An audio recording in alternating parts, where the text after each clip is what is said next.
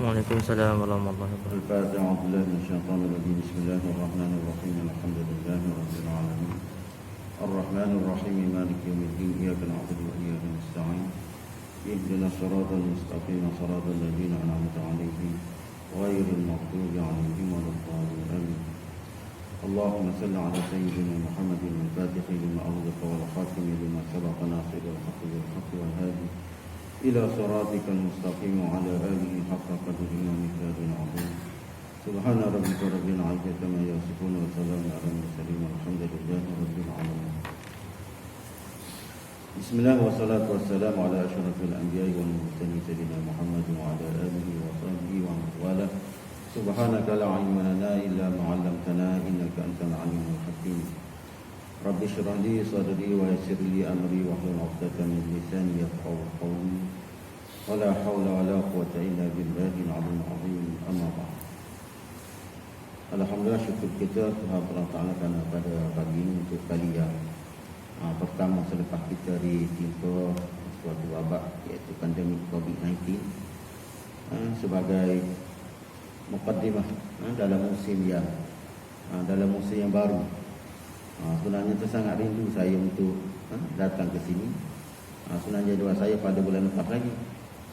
Tapi kan ada satu urusan tak dapat datang. Jadi insya-Allah takdir Allah Taala kita dapat bertemu kembali pada hari ini. Jadi sebenarnya saya begitu teruja untuk berkongsi balik terhadap apa yang telah kita kupas, apa yang telah kita kongsi pada pertemuan yang lepas-lepas.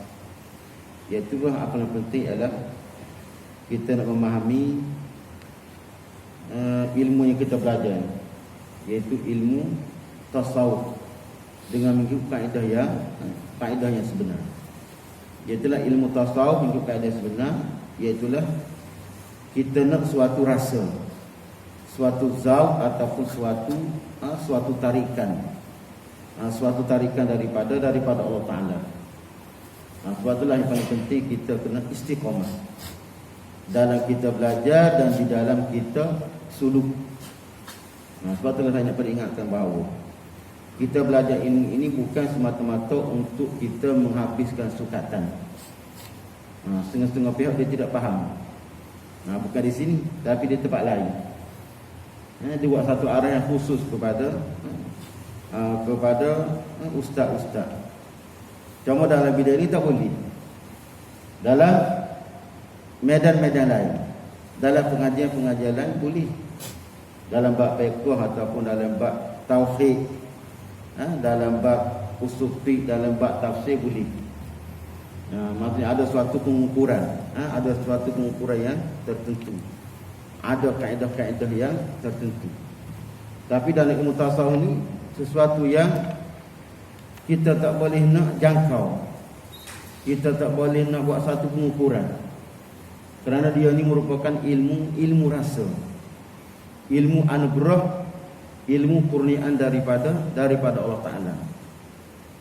Sebab itulah apa yang penting kita kena banyak bersabar dan istiqamah, dan kita kena rasa tawaduk, merendah diri, bukan merendah pada saya, tidak, tapi merendah kepada ilmu. Kerana sudah menjadi suatu takdir daripada Allah Ta'ala bahawa Allah Ta'ala ni dia sangat halus, dia sangat cemburu terhadap ilmu ini. Kerana dipanggil ini ilmu Allah, ilmu rahsia. Ilmu rahsia Allah Ta'ala maksudnya Allah Ta'ala tidak bagi kepada sebarangan orang, tapi mereka-mereka yang bersedia untuk menerima ilmu ini dengan secara ikhlas, secara jujur. Sebab itulah penghormatan ataupun ikram, ta'zim kepada guru itu merupakan sebagai suatu syarat yang utama dalam belajar ilmu ini. Sebagaimana kata seorang sufi, dia kata man akhlasa fi mahabbati syaikhihi nalal maqlub. Sesiapa yang ikhlas dalam mencintai, dalam mengasihi syekh dia, guru dia, mursyid dia, murabbi dia, maka dia akan tercapai apa yang dicita-cita, tercapai matlamat, tercapai tujuannya. Ini asas di dalam ilmu ini. Karena kita nak suatu anugerah, suatu futuh, dipanggil pembukaan daripada Allah Taala. Nah, ini kriteria ataupun syarat yang betul untuk kita dapat faham dalam ilmu ini. Sebagai contoh apa? Kenapa di dalam ilmu ini kita nak hakul yakin. Nah, ini kita sebagai introduksi mukadimah dulu. Nak faham balik ilmu ini. Orang belum dah hampir 6 bulan. Kita tinggal tak belajar ilmu ini. Jadi seperti mana kita nak faham tentang konsep kehambaan. Kita semua tahu pada sudut teori, kita tahu. Pada sudut teori memang kita tahu. Umpama apa? Kita tahu kita ni hamba Allah Ta'ala. Siapa-siapa mengaku aku ni hamba Allah Ta'ala, hanya setakat pengakuan daripada sangkaan dia pada teori dia. Tapi dia tak dapat merasa, tak dapat rasa kehambaan dia kepada Allah Ta'ala. Tak dapat menterjemah rasa kehambaan yang mutlak. Dan setelah itu kita rasa Allah Ta'ala tu wujud. Allah Ta'ala tu wujud. Dia rasa memang Allah Ta'ala wujud. Kalau di antara sifat Allah Ta'ala tu wujud, tapi dia tidak merasa kewujudan Allah Ta'ala. Dan kita rasa bahasanya Allah Ta'ala tu yang memberi rezeki, tapi kita tidak rasa bagaimana caranya Allah Ta'ala bagi rezeki kepada kita. Merasa keberadaan, merasa adanya Allah Ta'ala. Kita yakin adanya Allah Ta'ala pada sudut teori kita, ada. Tapi kita tidak merasakan keberadaan kita dengan Allah Ta'ala. Kalau kita rasa, bukan tahu, ingat. Di ilmu tahu dan ilmu rasa ni dia lain. Kita nak belajar ilmu ni, kita nak ilmu rasa. Ilmu yang kita nak hayati, iaitu ilmu hakul yakin. Dia ada 3 kaedah. Pertama, dipanggil ilmu yakin. Yang kedua, ainul yakin. Yang ketiga, hakul yakin. Sumpama apa seperti saya ceritakan dahulu. Apa kata kata sebagai ilmu yakin? Ilmu yakin itu secara khusus ialah apa yang kita belajar tentang ilmu zahir, tentang ilmu fiqh ataupun tentang ilmu tauhid, tentang sifat 20. Dipanggil itu ilmu yakin. Itu ilmu teori saja. Bukan untuk kita rasa lagi. Iaitu sebagai satu contoh, kita melihat suatu kepulan asap di sebalik tembok. Ini kita tahu, ini dikatakan sebagai ilmu yakin. Maka pada pemahaman kita, pada sangkaan kita, pada teori kita mesti ada pembakaran. Karena kita nampak asap. Pada teori macam tu, ada asap mesti ada pembakaran. Cuma kita rasa teori, cuma kita tak pergi. Tapi bagi peringkat yang kedua, dia nampak asap tapi dia tidak rasa, tak puas hati. Dia tidak puas hati melihat asap saja. Dia nak tengok ada betul tidak pembakaran di sebalik asap. Maka dia pun pergi, kerana dia rasa hati tak puas nak tengok betul-betul api yang berada di hadapan mata dia. Maka dia pergi, lalu dia tengok, oh betul. Ini dia panggil ainul yakin. Maksud ainul yakin. Tapi seseorang yang berada pada peringkat ilmu yakin, ilmu yang sebenarnya tidak ada apa-apa nilai. Peringkat pertama tadi, iaitu peringkat ilmu yakin. Kerana teori itu kemungkinan betul ataupun tidak. Maksud teori apa? Teori dikatakan bahawa jikalau ada asap mesti ada api. Teori ini kemungkinan betul ataupun tidak. Dan memang sekarang ni tidak semestinya dengan ada pembakaran akan keluarnya asap. Dahulu makanan kanak-kanak dimasuk dalam mulut, tiba-tiba dia boleh mengeluarkan asap seperti wet. Ini isap wet. Itu bukan pembakaran tu, literik. Tidak ada pembakaran tapi keluarkan asap. Jadi tak betul teori. Apabila adanya asap, itunya ada pembakaran, tak betul. Jadi kita biasanya berada pada peringkat ini. Peringkat ilmu yakin pada peringkat teori. Kalau itulah kita sebenarnya tidak ada apa-apa nilai di sisi Allah Ta'ala. Karena kita, yang nilai sebenar, kita kena berada pada hakul yakin, iaitu pada hakikat, pada ilmu yang sebenar. Itulah kita kena belajar ilmu hakikat, ilmu tasawuf, ilmu untuk mencapai ma'rifatullah. Jadi peringkat yang kedua, iaitu peringkat ainul yakin. Dia nak melihat dengan mata lendir dia. Maksud ini peringkat yang peringkat permulaan sebenarnya untuk mencari sesuatu kebenaran. Tapi hati dia tidak jitu lagi. Maksudnya hati dia boleh berbelah bagi lagi. Oh, dia kata betul. Memang betul ada pembakaran. Sebab itulah adanya asap. Jadi sudah ada satu peningkatan dalam keyakinan dia. Tapi dia tak rasa apa-apa. Kemungkinan dia pun balik. Ataupun masih lagi banyak ingatan dia dalam hati dia tentang perkara tersebut. Dia tidak fikir dengan secara satu patut. Dia tengok api, aku lapar nasi, nak balik rumah. Aku banyak kerja. Maksudnya dia telah melihat, dia telah melihat dengan mata lendir dan dia merasakan sedikit dah kepanasan api itu. Cuma dia tidak dapat menghayati keapian tersebut. Hati dia berbelah bagi lagi. Dia boleh balik, dia boleh ingat kepada benda-benda yang lain. Tapi peringkat yang ketiga, dia tak perhati lagi. Dengan mata lendir sendiri, dengan dia merasa bahan kepanasan, dia nak masuk dalam api. Dia mencari hakul yakin. Maka dia pun terjun masuk ke dalam api. Maka apa perasaan? Tak ingat apa-apa dah. Bila masuk dalam api, dia tak ingat ada kepada anak isteri dia kat rumah. Dia tak ingat ada dia ni tak makan, tak breakfast lagi. Dia tak ingat ada segala pekerjaan dia. Dia telah tenggelam. Dia telah musyahadah. Dia telah zauq. Dia telah rasa. Oh, ini rupa-rupanya api sebenarnya. Maksudnya dia tenggelam di dalam api, dia tak ingat apa-apa dah. Dia tak nak balik, dia tidak nak bekerja, dan dia tidak ingat apa-apa. Inilah kita nak ilmu hak yakin. Maksudnya ilmu kita betul-betul dapat rasa. Kita bukan hanya pada teori, kita rasa aku ni hamba Allah Ta'ala. Nama aku pun Abdullah, hamba Allah Ta'ala.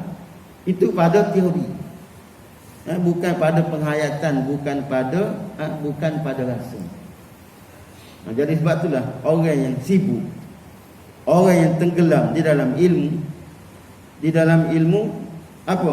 Di dalam ilmu fiqh ataupun dalam ilmu tauhid semata-mata, dia sebenarnya berada pada peringkat sama ada ilmu yakin ataupun hakul yakin.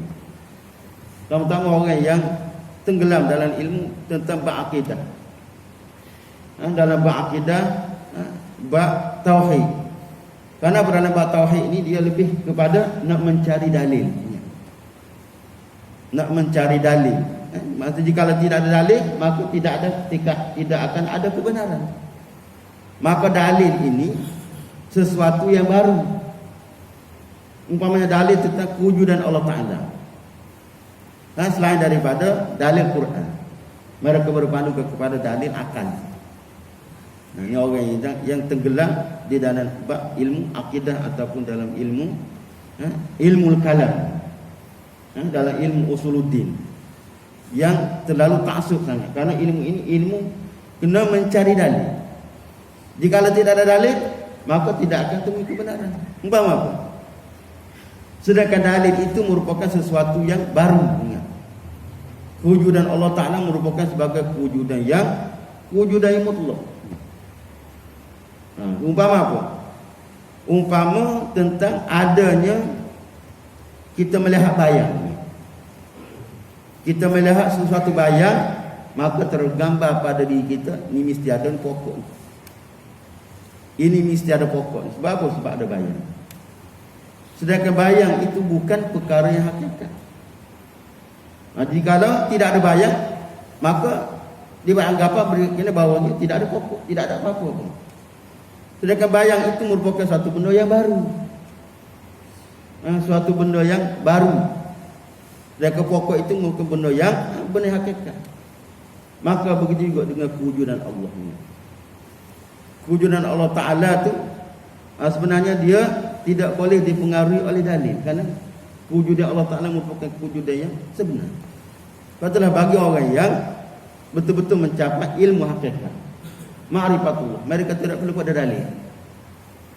Kenapa? Mereka contohnya mereka melihat kepada pokok dahulu. Mereka tidak melihat kepada sebarang dalil ataupun sebarang pembayang. Dia melihat kepada Allah Ta'ala. Dengan sebab adanya Allah Ta'ala ni, adanya segala makhluk. Tapi bagi setengah orang mengatakan bahawa adanya makhluk itu tandanya adanya Allah Ta'ala. Sedangkan makhluk ini benda yang baru. Jadi jika tidak ada makhluk, Allah Ta'ala tidak ada. Ini nipis. Ini lemahnya iman orang yang berada pada peringkat teori, pada sangkaan. Lemah iman dia, kerana bergantung hanya semata-mata kepada dalil. Dan dalil itu benda yang baru. Itulah bagi orang yang al-arbillah, mereka tidak perlu pada dalil, kerana mereka telah dapat merasa. Umpamanya apa? Tidak ada orang yang boleh bagi rezeki kecuali Allah. Itu keyakinan kita. Itu keyakinan kita. Tapi tak ramai yang merasakan bagaimana Allah Ta'ala itu mengatur rezeki. Mereka lebih berpegang kepada teori-teori ataupun sebab-sebab. Sebab-sebab untuk dapat rezeki. Maksudnya jika aku tak bekerja, mana boleh aku makan, mana aku dapat harta, mana aku dapat duit, maka aku kena bekerja. Itu pada teori. Tapi di sisi soalan, dia tidak boleh dipengaruhi oleh sebab. Allah Ta'ala tak boleh dipengaruhi oleh sebab ini, kerana sebab ini suatu benda yang baru. Sesuatu yang datang daripada Allah Ta'ala itu sesuatu yang qadim, lagi azal. Seumpama apa? Seumpama Imam Ghazali dengan Imam Syafi'i dengan Imam Malik. Imam Malik ni guru dia. Imam Syafi'i ini dia pernah berguru dengan Imam Malik. Dia ada suatu pertikaian, suatu perselisihan. Kerana pada satu kuliah, satu majlis, Imam Malik mengatakan bahawa rezeki itu datang tanpa usaha. Rezeki itu datang tanpa usaha, tapi cukup dengan tawakal. Rezeki itu cukup datang tanpa usaha, tapi hanya cukup dengan tawakal. Maka kaedah ni Imam Syafi'i tak boleh terima. Mana boleh? Mana boleh jikalau seekor burung tak keluar daripada sarang, mana dia akan dapat makanan? Jadi berlaku satu pertembungan. Suatu pertembungan di antara guru dan murid. Maka Imam Syafi'i kata tak perhati, dia keluar. Dia keluar ke satu tempat, lalu dia bertemu dengan seorang pemilik ladang, ladang anggur. Lalu dia bekerja daripada pagi sampai ke petang.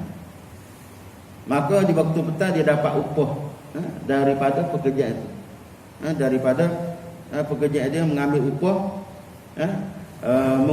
memetik buah anggur. Lalu dapat upah beberapa kilo buah anggur. Lalu apa?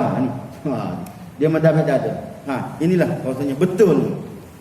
Betulnya teori aku mengatakan bahawa jika seekor burung tak keluar daripada sarang, mana mungkin dia akan dapat rezeki, dapat makan. Lalu dia ni dengan teori dia ni, dengan penemuan teori dia ni, dia nak bersembah di hadapan guru dia untuk menidakkan teori yang dibuat oleh Imam Malik tadi. Maka waktu petang dia bawa anggur tadi kepada Imam Malik. Lalu apa dia kata? Wahai tuan guru, ni saya nak memperbetulkan balik. apa yang Tok Guru kata pada pagi tadi dalam suatu kuliah. Jadi ini sebagai jawapan. Jadi seolah-olah dia nak condemn, nak pitah balik, nak supaya teori dia ni dapat dibetulkan balik. Lalu apa? Imam Malik tersenyum.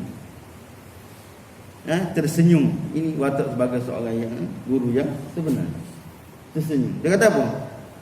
Wahai Syafi'i dia. Aku daripada pagi tadi. Aku daripada pagi tadi sangat teringin, rasa kempunan untuk makan buah anggur. Tapi adakah aku tidak ada masa untuk keluar mencari buah anggur. Kerana apa? Profesi aku ini, Allah Ta'ala telah pilih aku hanya untuk menyampaikan ilmu. Daripada pagi, tengah hari, malam. Jadi mana mungkin aku nak keluar bekerja dan sebagainya. Kerana ini sesuatu yang telah Allah Ta'ala tetap atas dia. Tapi aku betul-betul lah pada hari ini kempunan, rasa nak makan buah anggur. Tapi aku tak tahu macam mana Allah Ta'ala akan datangkan kepada aku buah anggur. Tiba-tiba waktu petang kamu buat mari, tanpa aku usaha. Cukup dengan aku tawakal. Maka ini dikatakan sebagai orang yang betul-betul mencapai hakikat. Mencapai hakikat bahawasanya betul-betul Allah Ta'ala yang bagi rezeki. Maka bekerja itu sebagai sebab, sebagai dalil, dan bukan sesuatu yang betul-betul benar. Karena rezeki ini sesuatu datang daripada hadrah, qudrah, iradah azali dan qadim daripada Allah Ta'ala. Tapi maksud di sini jangan kita meninggalkan sebab. Jangan kita meninggalkan sebab, kerana meninggalkan sebab ini mesti di atas apa? Di atas izin daripada Allah. Ingat. Kalau begitu aku malah bekerja lah. Aku nak resign, nak tak jawatan. Tunggu cuba lah.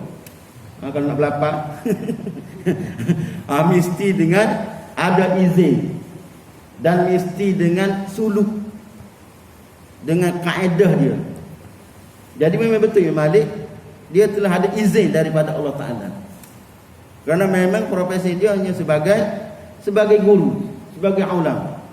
Hanya tugas dia menyampaikan ilmu. Maka dia tidak ada masa untuk bekerja, berusaha. Maka itu tugas dia yang telah diizinkan oleh Allah Ta'ala kepada dia. Tapi dia tidak bergantung, dia buang sebab. Sebab itulah orang yang belajar ilmu ini, dia nak buang sebab. Dia tak nak bergantung pada sebab. Dia tak nak bergantung semata-mata kepada sebab. Kerana sebab itu merupakan perantaraan. Sedangkan kita dengan Allah Ta'ala tidak perlu kepada perantaraan. Kita dengan Allah Ta'ala tidak perlu kepada perantaraan. Inilah punca utama. Kembali kepada kita apa? Kembali kepada kehidupan kita dalam seharian. Kita lebih bergantung kepada sebab. Dan sebab itu semua keadaan boleh membawa kita kepada syirik. Ini paling bahaya. Ini yang paling perlu kita nak belajar ilmu tasawuf untuk mencapai hakikat yang sebenar. Kita sebenarnya sekarang berada pada ilmu teori, ilmu sangkaan, ilmu logik rasional, ilmu pada fikiran kita. Ilmu pada logik fikiran kita itu bukan ilmu yang sebenar. Kerana kita nak ilmu yang apa yang Allah Ta'ala nak, bukan apa yang kita nak, bukan apa yang kita rasa. Faham apa? Tentang ibadat kita. Tentang ibadat kita, kita apa rasa dengan ibadat kita? Tak masuk mukadimah lagi. Mukadimah ni ulai balik semula. Takut tak dapat nak kejar balik. Tentang ibadat kita, kita lebih banyak bergantung kepada ibadat kita. Seolah-olah ibadat kita ni boleh menyampaikan kita kepada Allah Ta'ala.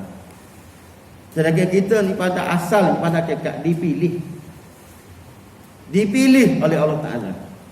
Itu asas kita, itu jati diri kita. Kita tak boleh kita tak boleh buat kaedah sendiri dalam hubungan kita dengan Allah Ta'ala. Jadi kaedah kita apa? Kaedah kita sekarang ni kita merasakan dengan ibadat boleh menyampaikan aku kepada Allah Ta'ala. Ini dipanggil ilmu yakin. Bukan hakikat sebenar. Kenapa? Ibadat kita, usaha kita itu benda yang baru.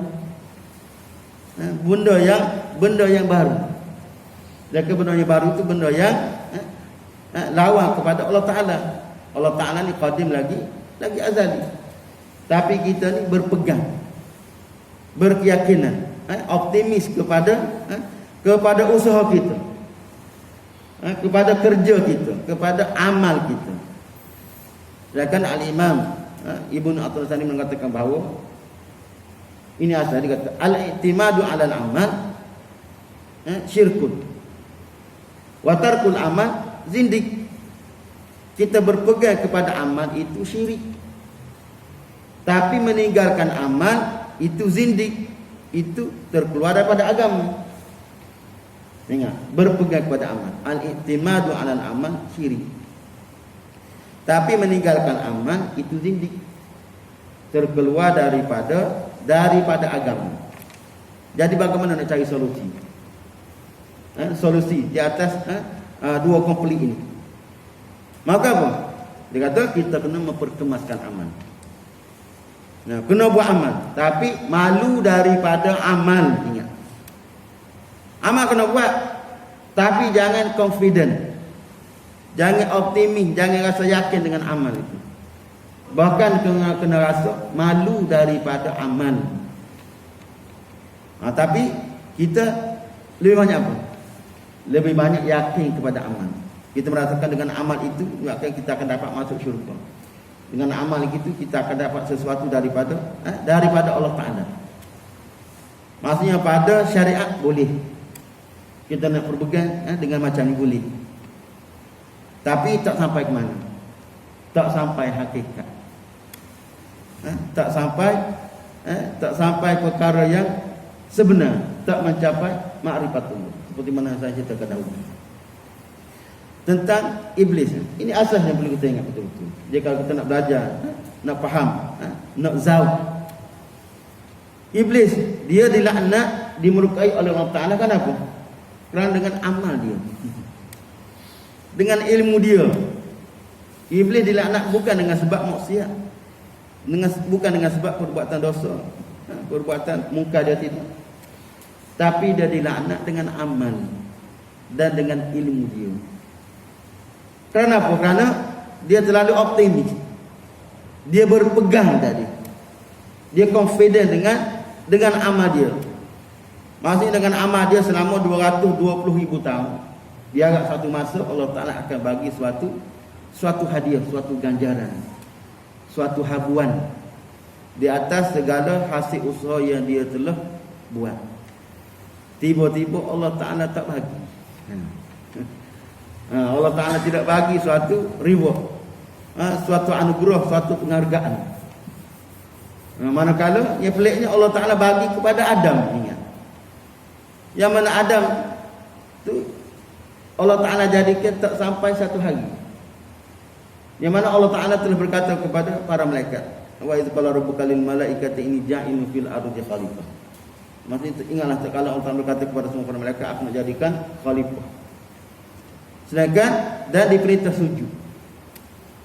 sujud kepada lembaga Adam ini. Sedangkan lembaga Adam itu tidak hidup lagi, masih dalam bentuk lembaga lagi.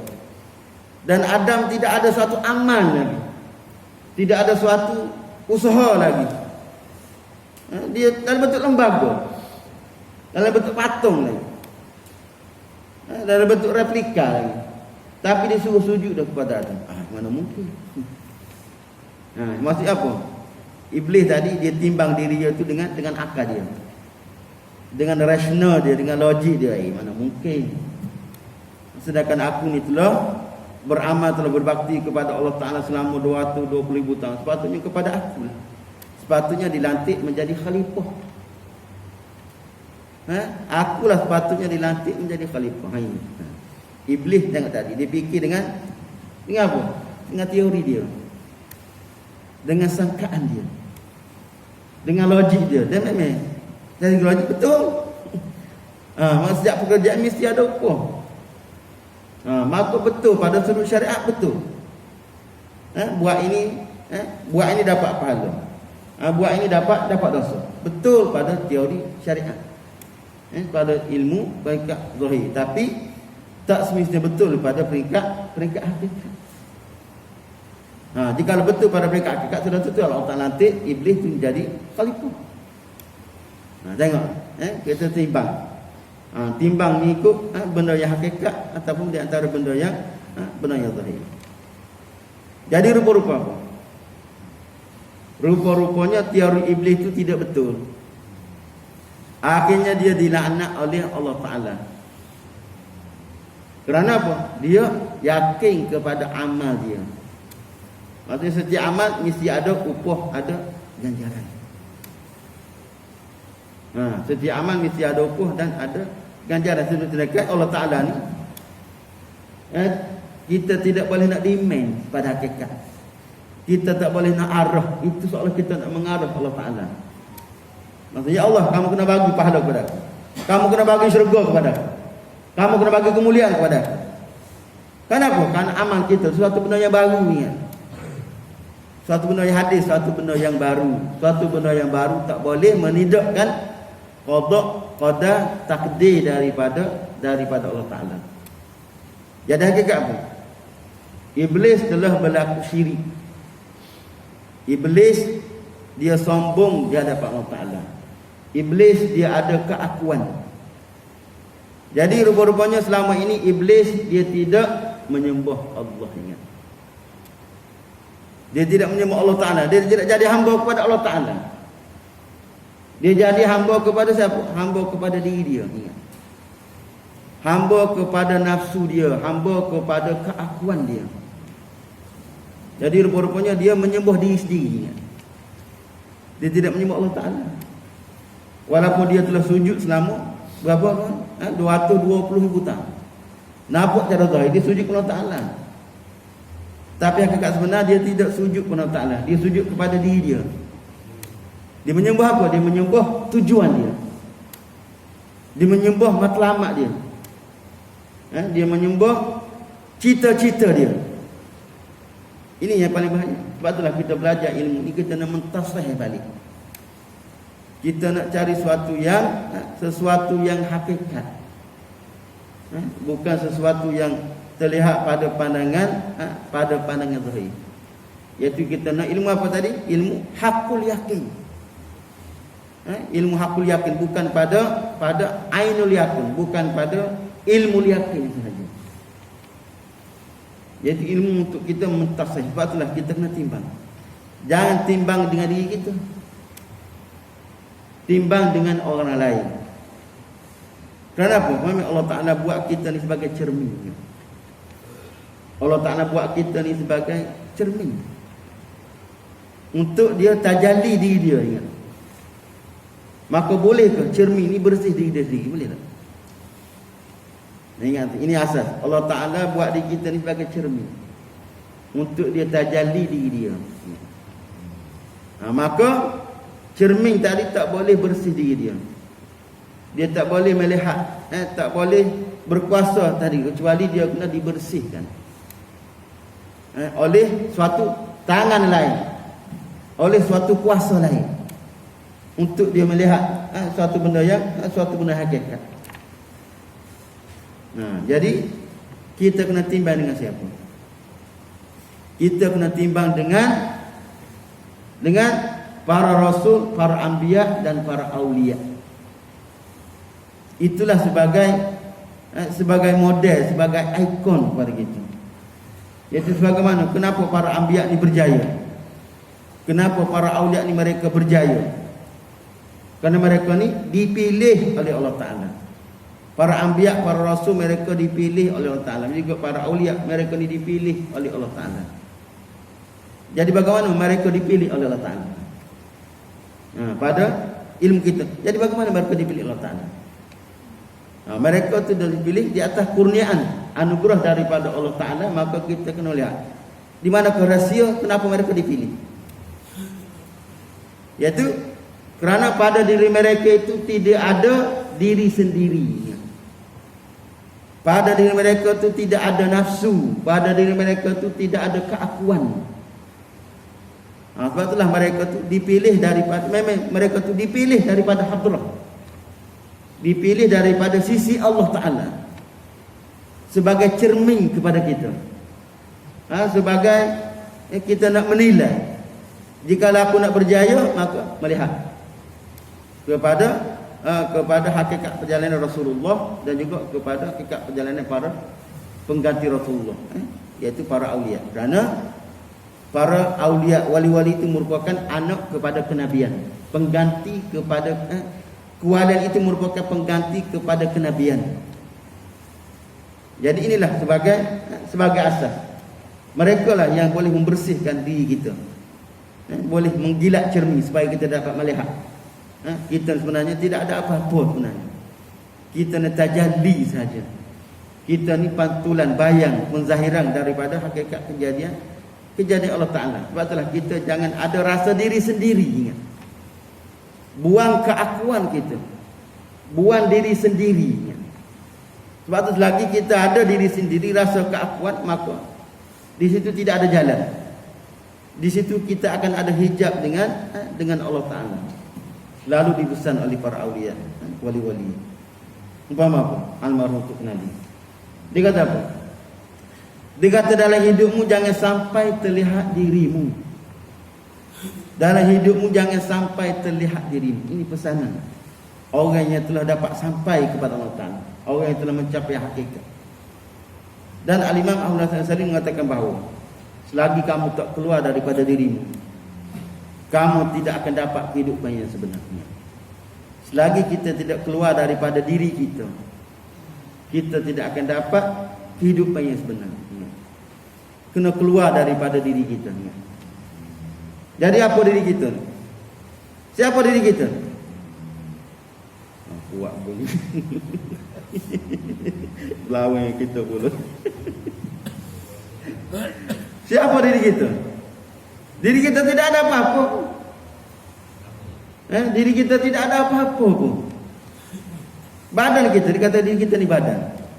Badan kita bila kita mendengar dunia tidak ada, hancur. Dia katakan, ini aku, ini aku. Tidak ada apa-apa. Bila mati kita hancur badan, tidak hilang. Cuma yang ada pada kita apa? Ruh.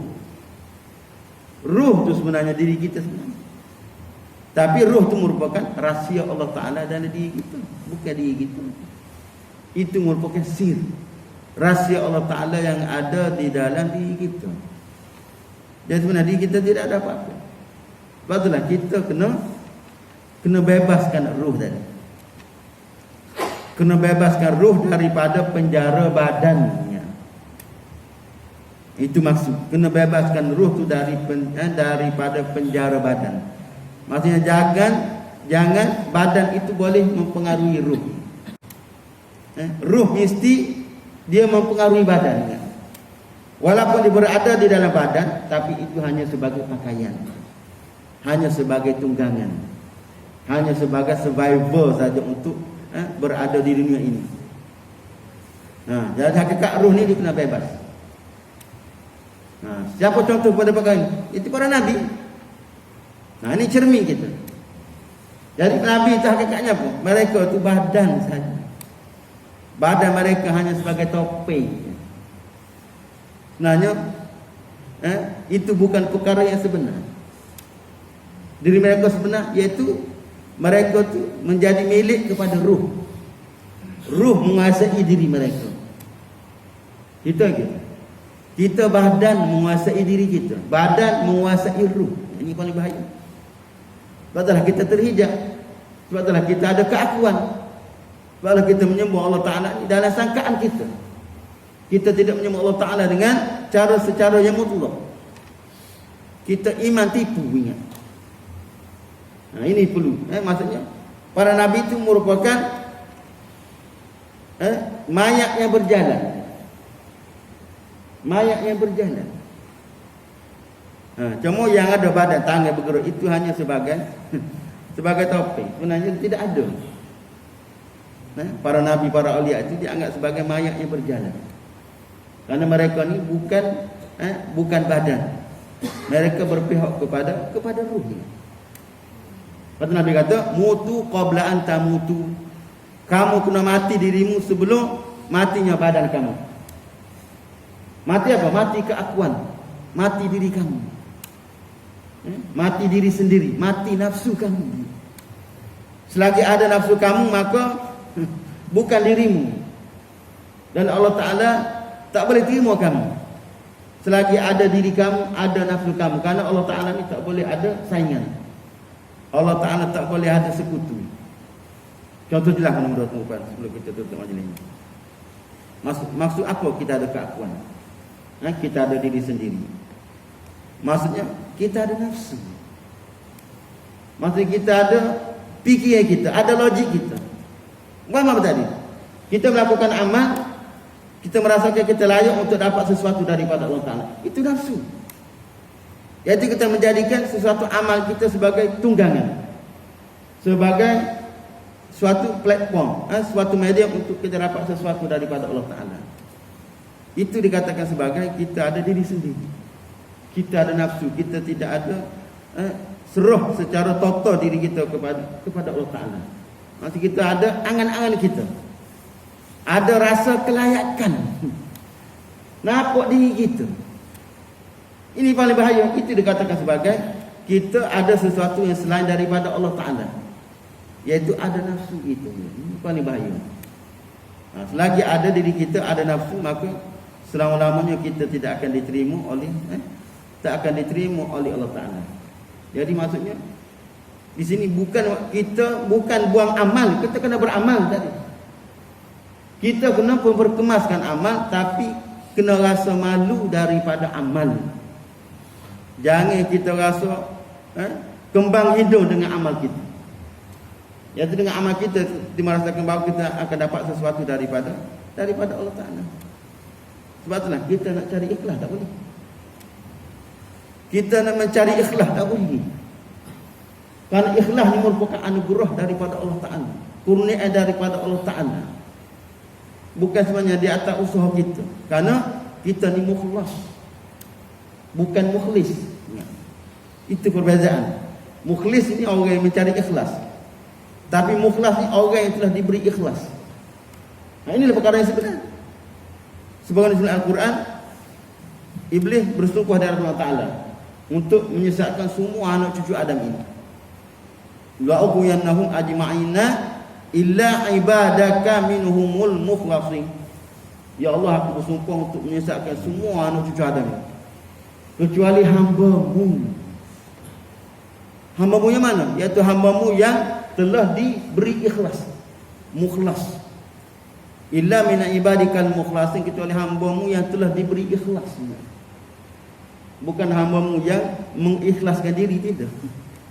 Ikhlas ni suatu benda, suatu anugerah, pemberian, kurniaan daripada Allah Ta'ala. Jadi syarat untuk kita dapat ikhlas ni apa? Buang diri kita. Apabila kita dapat buang diri kita, maka di situlah kita akan dapat ikhlas. Kenapa? Kita nak cari ikhlas. Maksudnya kita rasa kita layak. Maksudnya kita rasa layak untuk dapat ikhlas. Itu maksudnya kita ada diri kita. Maksudnya kita rasa layak untuk aku dapat ikhlas. Nampak tu? Maksudnya ada lagi diri sendiri. Sedangkan ikhlas ni anugerah daripada Allah Ta'ala. Satu benda yang halus. Ini kita nak belajar ilmu hakikat. Sebab itulah kita tidak nak duduk dalam misteri. Tak nak duduk dalam khayalan kita, dalam angan-angan kita. Jadi bebaskan anda daripada misteri. Sebagaimana pesan daripada tiga-tiga. Kita sebenarnya berada dalam misteri, dalam angan-angan, dalam realiti kita. Bukan dalam hakikat, daripada Allah Ta'ala. Sebab itu paling bahaya kita belajar ilmu ni, kita nak buat nafsu. Kerana nafsu lah merupakan musuh utama Nafsu diri kita. Nafsu itu diri kita, jati diri kita. Sedangkan nafsu ni satu benda yang baru. Benda yang asal iaitu ruh tadi. Karena nafsu ni dia berada bila? Iaitu apabila ruh tadi dimasukkan ke dalam badan. Ruh satu benda yang asal. Dan kita kena mesti mengekal keaslian ruh. Tapi sudah menjadi sunnatullah. Apabila Allah Ta'ala buat kita, dimasukkan ruh di dalam badan. Apabila ruh masuk dalam badan, maka dia berada pada dua pertentangan. Dua pertembungan. Iaitu perkahwinan campur. Di antara ruh badan, maka tidak balas ada apa? Lahirnya nafsu juga. Jadi nafsu ni benda yang baru. Sebab apabila berada dalam badan manusia ni, itu dipanggil alam. Maka ini satu benda yang baru. Satu benda yang baru, tak boleh kekal, tak boleh ada. Kita kena mengekal sesuatu benda yang hakikat, iaitu ruh. Sebab itulah timbangan kita siapa? Timbangan kita ini para anbiya, para rasul, para aulia. Karena mereka lah merupakan ruh yang sebenar. Umpama apa? Seperti macam tadi dahulu. Sayyidina Umar. Dia melihat kepada Rasulullah, ya Rasulullah, kami sebenarnya melihat sesuatu yang lain pada diri Rasulullah. Rasulullah makan, Rasulullah minum bersama dengan kami, Rasulullah hidup berkeluarga, Rasulullah sakit, Rasulullah hidup bersama dengan kami. Itu topengnya sebenarnya. Sayyidina Umar dah dapat melihat hakikat yang ada pada diri Rasulullah. Maksud Rasulullah tidak perlu sebenarnya kepada makan minum, kepada sakit, kepada tidur, kepada berkahwin, makan minum sebagainya. Rasulullah tidak perlu. Jadi Sayyidina Umar dapat melihat suatu benda yang hakikat. Jadi ya Rasul, kamu buat semua perkara ini, kamu nak meraihkan kami saja. Memang Rasulullah tak perlu tidur. Walaupun Rasulullah punya mata, tapi hati dia hidup. Hati dia tak mati. Nah, jadi sebab itulah itu sebagai jadi seolah-olah badan Rasulullah itu sebagai topeng. Badan Rasulullah, jasad Rasulullah itu sebagai topeng sebenarnya. Begitu juga jadi apa yang keluar daripada Rasulullah itu suatu benda yang suci. Karena Rasulullah itu bukan dipengaruhi oleh badan. Kita dipengaruhi oleh badan. Sebab itulah bila keluar daripada badan kita akan jadi najis. Karena kita ni badan. Makanan yang elok. Makanan yang elok dengan nasi biryani, dengan nasi gam. Masuk dari tubuh kita jadi tahi sumbang. Kenapa? Kita proses terjadi benda yang kotor. Diri kita. Tapi sesuatu yang keluar daripada Rasulullah, sesuatu yang bersih. Hatta najis Nabi pun jadi bersih. Tak najis. Karena Rasulullah itu bukan badan. Dia tu ruh. Sebab sesuatu yang keluar daripada Rasulullah akan menjadi rebutan. Kohok Nabi benar. Bukan ludah, bukan ailiu. Bukan kohok hijau. Para sahabat tak ada. Kita oh, anak bini kita loyo. Cuma para sahabat tak ada kohok Nabi. Kenapa? Mereka tidak melihat kemanusiaan yang ada pada diri Nabi. Karena Nabi ini bukan manusia. Dia itu merupakan ruh yang sebenar. Rasulullah itu merupakan insan yang kamil. Begitu sesuatu yang keluar daripada para aulia, sesuatu yang tidak seperti Nabi, tapi sesuatu yang ada nilai. Ailiu almarhum untuk Nabi. Dia tahnik kepada dua beradik yang menjadi pengasas kepada pondok Pasir Tumbuh. Dia tahnik dua beradik, akhirnya dua beradik itu jadi ulama yang besar. Aili dia. Aili dia ada nilai. Aili kita masuk bang. Tidak ada nilai. Karena para aulia ni mereka tu bayang. Para aulia ni merupakan bayang pengganti kepada anbiya. Kerana kewalian itu merupakan anak kepada kenabian. Jadi inilah sebagai contoh model kepada kita. Nak tengok orang berjaya, orang yang telah mencapai hakikat. Sebab itulah kita belajar ilmu ini sebenarnya kita nak menumpang.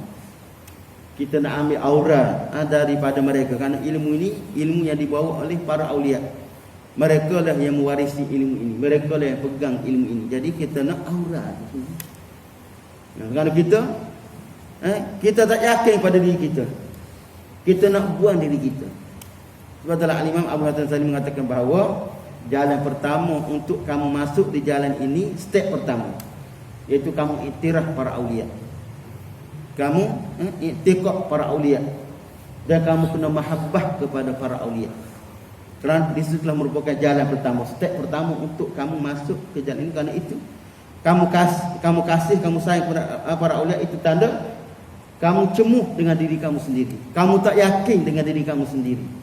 Kamu nak buang diri kamu sendiri. Ingat, sebab selagi ada diri kita, ada yang nafsu kita, itu merupakan penghalang kita dengan Allah Ta'ala. Sedangkan para rasul, para wali, mereka itulah tidak ada keakuan, tidak ada nafsu pada diri mereka. Mereka tu menjadi milik ruh. Badan mereka menjadi milik ruh. Oh, tak masuk tadi pada apa lah punya balik. Mana? Mukaddimah kana. Oh, tu lama berhenti. Nak boleh balik. Nak segar balik. Refresh balik. Inna Allah wa malaikatahu yusalluna 'alan nabi ya ayyuhallazina amanu sallu 'alaihi taslima sallallahu alaihi wa sallam subhana rabbika rabbil izzati amma yasifun wa salamun 'alal mursalin walhamdulillahi rabbil alamin. Okey, bagus.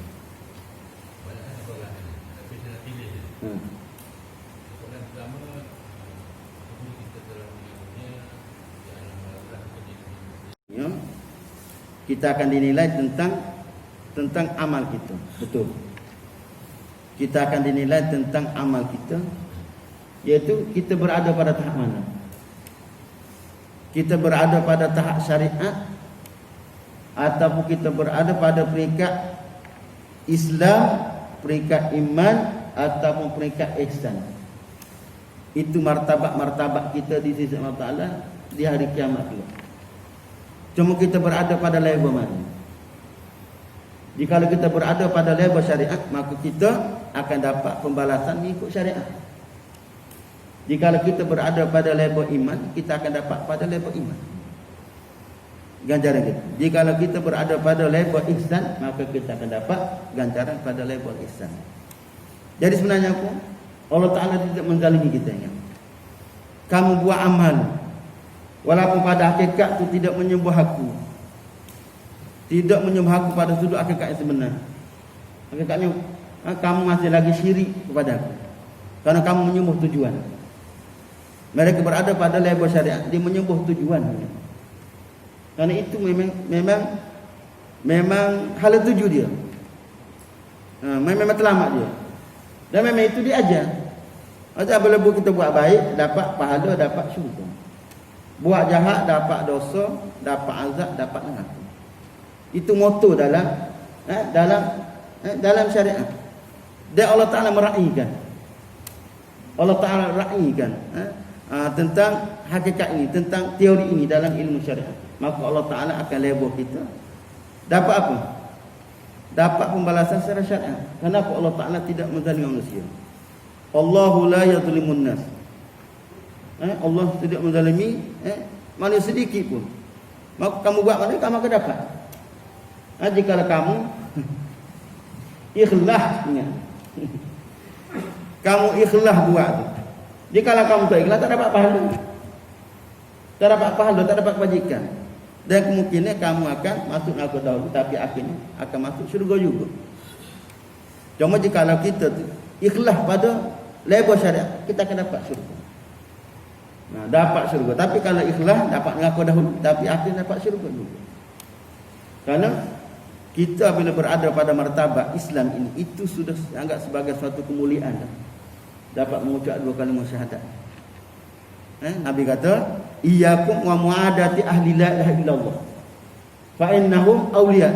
Ingatlah kamu, jangan kamu memusuhi orang yang mengucap 2 kalimah syahadat, kerana mereka itu awliya sebenarnya. Mereka sebenarnya anugerah kurnia daripada Allah Ta'ala jadi muslim, dapat mengucap 2 kalimah syahadat. Jadi itu apa, jangan pusing. Syurga ni macam mana kalau kita akan dapat. Tapi syurga syariat. Dapat syurga syariat itu bukan syurga yang sebenar. Nak dibandingkan dapat syurga yang hakikat. Ingat, syurga hakikat ni tak perlu kepada hari kiamat. Syurga hakikat ni berada di dunia sekarang. Apa syurga hakikat? Itu syurga makrifat yang kita akan dapat sebelum sebelum hari kiamat, sebelum kita dengan dunia. Apa syurga makrifat? Iaitu kita dapat deal, dapat kontak, dapat secara langsung dengan Allah Ta'ala. Sebab itulah orang yang mencapai hakikat sebenar. Neraka bagi mereka itulah apabila mereka terputus rada dengan Allah Ta'ala, terputus daripada musyahadah muraqabah, terputus dari tawajuh dengan Allah Ta'ala. Itu dia anggap sebagai neraka. Dia anggap sebagai neraka bagi mereka. Mereka dapat berhubungan dengan Ta'ala setiap masa ni, dapat zikrullah, dapat tawajuh, itu dia anggap sebagai syurga. Ini itu pada sudut. Jadi maksudnya rusi, kita akan dapat syurga secara dipanggil syurga zahir, syurga syariat. Kita akan dihisap mengikut level kita. Seperti Allah Ta'ala berkata, waliman khafa maqama rabbih jannatan. Sesiapa yang takut kepada Allah Ta'ala, dia akan dapat 2 syurga. Semua takut. Orang yang berada pada level syariat pun takut. Patutlah sungguh berada pada level syariat, mereka tu buat dosa. Takut dosa kerana dapat, takut nak buat maksiat, takut dapat dosa, takut dapat azab. Takut. Cuma takut pada level dia. Tak sama takut mereka berada pada peringkat ihsan. Ingat, tak sama. Dia tak sama takut mereka berada pada peringkat iman. Ingat. Di antara mereka berada peringkat Islam tadi, peringkat syariat tadi. Tak sama. Jadi semua kita akan dapat, ingat teman-teman, akan dapat syurga walaupun kemungkinan dengan amal kita itu tak cukup masuk neraka dahulu, tapi akhirnya akan dapat juga syurga. Itu asas kita, orang yang menjadi ahli kiblah, orang yang mengucap 2 kalimah syahadat tadi. Jadi itu dia katakan sebagai satu tingkatan. Cuma kita dihisap ikut level kita. Level kita berada pada peringkat mana? Peringkat Islam ke, peringkat iman ke, ataupun berada pada peringkat ihsan. Sebab itulah bagi orang yang telah mencapai ihsan, peringkat ihsan, mereka tak nak ada syurga zahir. Syurga orang yang berada pada peringkat syahadat, bagi mereka dianggap sebagai neraka. Apa syurga zahir? Yang kita belajar masuk syurga kelas 3. Syurga kelas 3 yang berada pada peringkat zahir, syurga syariat. Apa dia dapat? 200,000 bidadari. 200,000 bidadari. Itu kelas 3 tu dalam syurga zahir. Itu Nabi kata, syurga ni mala ainun ra'at wala udhunu sami'at wala khatara ala bashar. Syurga ni, syurga zahir, maksud perkara yang kita tak fikir dengan akal, tak pernah terdengar oleh telinga, tak pernah terlihat oleh mata. Itu satu yang hebat dah syurga. Tapi itu syurga zahir. Syurga zahir ni peringkat 3, kelas 3, syurga zahir kelas 3. Paling-paling common dapat 200,000 bidadari. Dia dapat jimuk dalam satu tanya. 200 bidadari. Ni cerita. Kita. Allah seorang bini pun sebulan sekali. Ni dia ada syurga kelak 200,000 bidadari dalam satu masa. Tanpa sakit lutut, tanpa sakit pinggang. Dan jimuk kali kedua lebih sedap daripada jimuk kali pertama. Dia tak nak. No. Dan kita nak makan satu makanan apa? Makan satu makanan yang jika pada zahir 500 tahun perjalanan akan dapat sampai. Tapi bila kita nak, akan berada di hadapan mata kita. Dan makan kali kedua lebih sedap daripada makan kali yang pertama.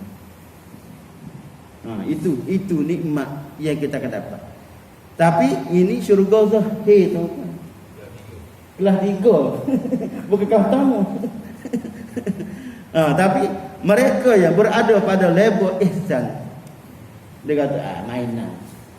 Yang kita dapat kelas 3, 2 bidadari, mainan. Itu khayalan. Bukan benar hakikat. Betul. Kerana orang yang berada pada peringkat ihsan, Allah Ta'ala mengharamkan dia dapat syurga zahir tadi. Dan Allah Ta'ala tidak izin, Allah Ta'ala tidak redha. Karena mereka ni orang berada pada peringkat itu menjadi milik mutlak Allah Ta'ala. Dan mereka tu dapat kehidupan yang sebenarnya. Dapat kehidupan yang sebenar karena dapat usul, dapat sampai balik kepada Allah Ta'ala. Dapat sampai balik kepada Allah Ta'ala itu merupakan suatu nikmat yang tidak terhingga, iaitu dapat bertemu dengan pemilik kepada syurga. Gini contoh tuan-tuan, tutup ni. Sebagaimana contoh kisah Nabi Yusuf. Kisah Nabi Yusuf ini sebagai satu penanda arah. Jadi apa? Nabi Yusuf, pembesar-pembesar itu tergoda, isteri-isteri pembesar, tergoda dengan kecantikan yang ada pada Yusuf. Lalu apa? Siti Zulaikha nak supaya dapat dibuktikan kenapa dia ni syok minat kepada Yusuf, ada sebab. Maka dibuat satu majlis bersama dengan datin isteri, perempuan isteri, lalu dibukakan dengan buah-buahan. Itu ini agak sebagai satu syurga, nikmat buah-buahan. Dan dibukakan dengan satu pisau.